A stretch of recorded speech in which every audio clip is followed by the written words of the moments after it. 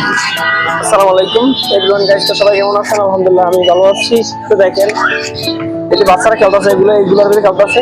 তো দেখেন এইগুলা আমরা ছোটবেলা থাকতে স্কুল জীবনে লাইভে থাকতে মানে এগুলো খেলছি, খেলার জন্য অনেক এগুলোর কথা মনে পড়ে, ছোটবেলার কথা মনে পড়ে।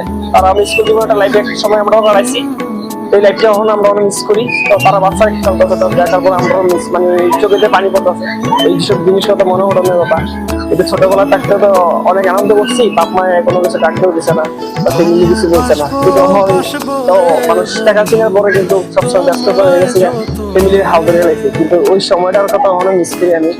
আমি সবসময় এই জিনিসটা মিস করি, মিস করি অনেকটা লাগে। আর দেখেন অনেকটা অনেক ভালো লাগে তারা জীবনের কাহিনীটা। তারা একসময় ছোট আছে দেখে তারা অনেক খেলতেছে, মানে খেলার পরে আর বড় হলে কিন্তু তারাও এগুলো আমরা কত হয়ে যাবো, আমরা হয়ে যাবো যাদের হাল পেতে ধরে রয়েছে। সময় ছোট আছে দেখে তারা এখন শিশুকাল বাচ্চা, তার জন্য এখন বুঝতে পারতেছে না এই জিনিসটা।